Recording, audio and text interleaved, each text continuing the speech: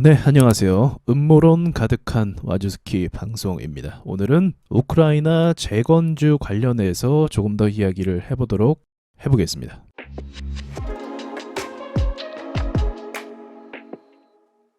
과거 전쟁을 수차례 겪고 한국 전쟁까지 참전했던 미국의 유명한 장군 중에 한 사람이 그런 말을 했습니다. 자신의 회고록에 정치에서는 우연히 일어나는 일이란 없다. 만약 어떤 사건이 발생했다면 그것은 계획에 의해서 만들어질 가능성이 높다. 그런 이야기를 했습니다. 자, 우리 이 관점으로 러시아 전쟁에 대해서 한번 봤으면 좋겠어요. 자, 모든 사람의 예상을 뒤엎고 러시아가 전쟁을 하냐 마냐 그 견해 가운데 놓여있던 올해 초 대부분의 전문가들은 러시아가 전쟁을 할 수 없을 것이다 라고 이야기했습니다. 왜냐하면 우크라이나를 상대하기 위해서 정작 우크라이나를 점령할 경우엔 그들이 원하지 않았던 나토군과 대립을 하기 때문에 그렇습니다. 나토군과 대립을 피하기 위해서는 우크라이나가 그 가운데서 완충 역할을 해줬다는 거죠. 그런데 막상 전쟁을 일으켜서 우크라이나를 점령하게 될 경우는 어떻게 되는 건가? 나토군과 대립하게 돼서 러시아 입장에서는 감당할 수 없는 방위비가 더 많이 들어갈 것이다. 그래서 러시아가 계속적으로 우크라이나에게 이야기한 것도 나토에 가입하지 마라 라는 거였죠. 그래서 많은 군사 전문가들이 러시아는 전쟁을 일으킬 수 없을 것이다 라는 견해를 내놓았습니다. 그러나 모든 사람들의 견해를 깨고 정말로 빠꾸가 없는 푸틴 형님께서 러시아를 선제 공격함으로써 지금 전쟁이 일어났고 아직도 전쟁 중입니다. 그래서 서방 국가는 이 사태에 대해서 조치를 하기 위해서 군사적 개입은 하지 않았지만 정치적으로 외교적으로 러시아에게 페널티를 부과하게 됩니다.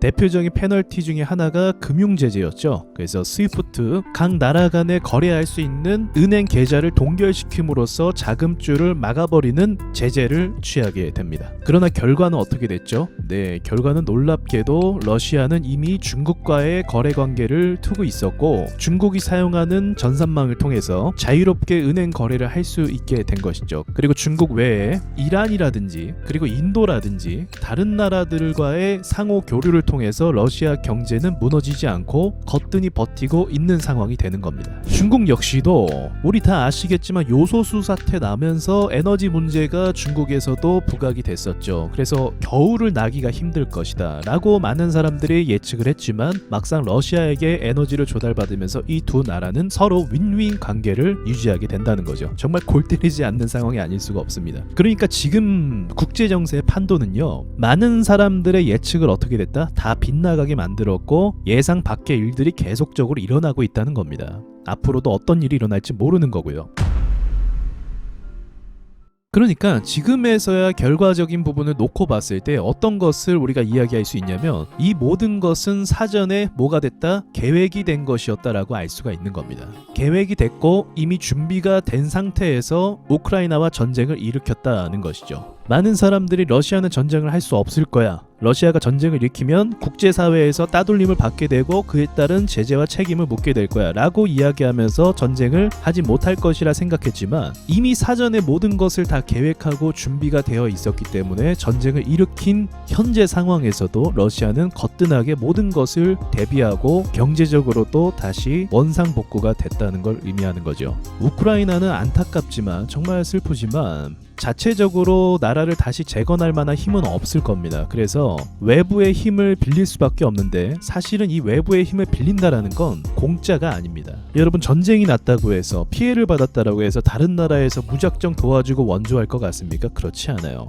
거기에 대한 조건을 걸게 되고 돈을 가지고 있는 자본 세력이 우크라이나에 침투해서 부동산이나 기업 등을 이제 매입할 겁니다. 인수라고 하겠죠. 좋은 말로. 매입해서 자신들의 자산으로 다 흡수하는 과정을 거치게 될 겁니다. 자, 그렇다면 이 글로벌 세력들이 지금 우크라이나를 향해서 어떠한 계획을 세우고 있는가, 그 부분에 대해서 제가 잠깐 들은 이야기를 말씀드리자고 한다면 우크라이나 도시가 지금 굉장히 많이 파괴가 됐단 말이죠. 우크라이나 도시 중에 마리우폴이라는 도시는요 90%가 도시 기능을 못할 정도로 망가졌다, 파괴가 됐다, 그렇게 보도가 되고 있습니다. 여기뿐만이 아니라 많은 지역들이 자체적으로는 복구가 힘들 정도로 많이 파괴가 됐다는 거죠. 자, 그렇다면 이런 얘기하기 좀 뭐하긴 하지만 파괴가 되면 될수록 누구에게 사실은 이득이겠습니까? 파괴가 되면 될수록 해외 건설사들에게 이득이 되죠. 여러분, 전쟁이요, 러시아가 전 세계에서 국방력이 2위입니다.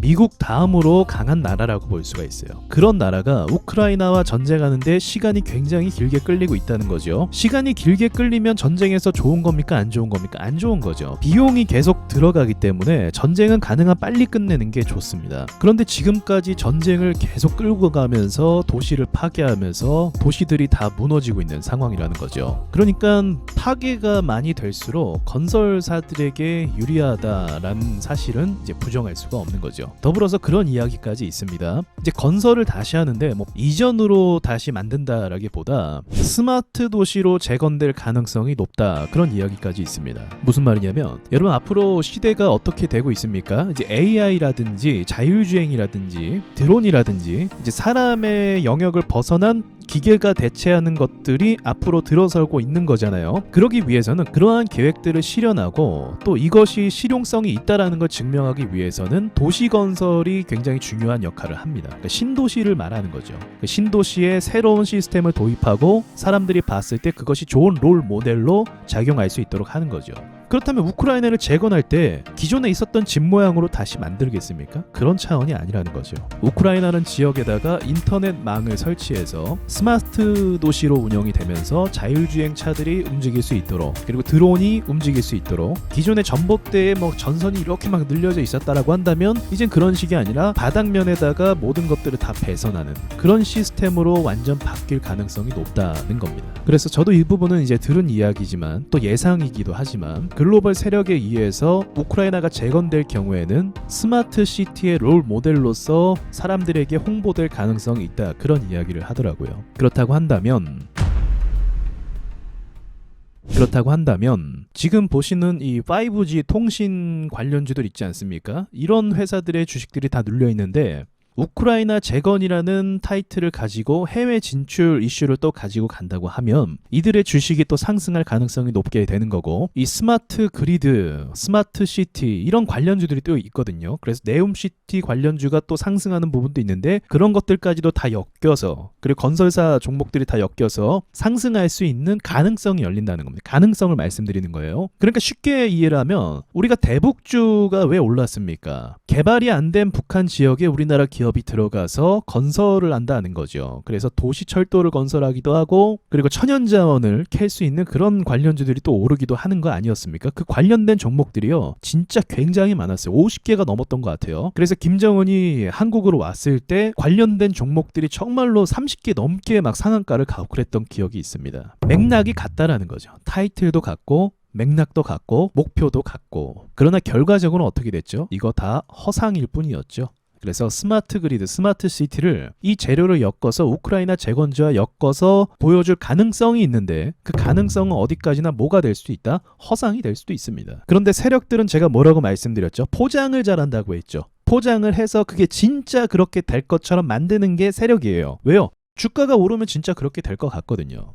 그래서 이렇게 관련을 지어서 주가를 올린다? 그럼 이것이 바로 제2의 대북주가 될 가능성이 높다라고 생각하시면 됩니다. 그러나 우크라이나 러시아 전쟁은 단기간에 절대 끝날 상황이 아니고요. 단기간에 끝나지 않는다고 한다면 또 어떤 상황이 만들어집니까? 이 재료를 가지고 대북주가 그랬던 것처럼 계속 질질 끌고 가면서 어떨 땐 또 올리고 어떨 때는 보합 주고 또 어떨 땐 올리고 장기적으로 해먹을 수 있는 재료가 만들어졌다는 겁니다. 글로벌 세력에 의해서요. 그래서 저는 오늘 재료 이야기를 말씀드리는 것도 하긴 하지만 한편으로는 여러분과 좀 약간 씁쓸한 이야기를 나눈다라고 볼 수도 있겠죠. 나라가 힘이 없으니까 이곳저곳에 저렇게 흔들리는 걸 보니까 안타깝지 않을 수가 없습니다. 그래서 이러한 이면이라는 게 존재를 한다, 그 말씀을 좀 드리고 싶었습니다. 사실 코로나 사태도 뭐 비슷하죠. 많은 사람들이 팬데믹 사태로 인해서 고통을 받을 때 이것을 이용해서 돈을 버는 회사들이 사실 굉장히 많죠. 그건 뭐 말 안 해도 다 아시리라고 생각을 합니다. 그런 것처럼 참 아이러니한 거는 누군가의 어떤 큰 희생이 따를 때 거기에 돈이 된다라는 사실은 부정할 수가 없는 것 같아요. 제가 간혹 그 세력에 대해서 이야기할 때 유대 자본을 이야기하지 않습니까? 실제로 유대인들이 미국의 경제 패권을 쥐고 있습니다. 실제로. 그럼 부정할 수가 없는 사실이죠. 걔네도 마찬가지예요. 걔네도 각 나라가 과거에 전쟁을 일으킬 때 이 나라에 돈 빌려주고 저 나라에 돈 빌려줘요. 그리고 나서 이긴 사람도 자기네가 이득을 갖지만 지면 어떻게 합니까? 네, 그 회사를 뭐 압류하거나 뭐 제재를 걸거나 그런 식으로 해서 또 부당하게 뜯어내는 일들이 반복해 왔죠. 그래서 제가 서두에 음모론 가득한 이야기라고 말씀드린 겁니다. 네, 각자 판단은 여러분이 하시길 바라겠고요. 우리는 이런 치열한 곳에서 살아남는 게 중요한 거겠죠. 그래도 개인적으로 우크라이나 전쟁이 빨리 마감이 돼서 재건이 되든 하면서 다시 좀 안정이 왔으면 좋겠습니다. 그게 우리에게도 좋은 거겠죠. 마치겠습니다.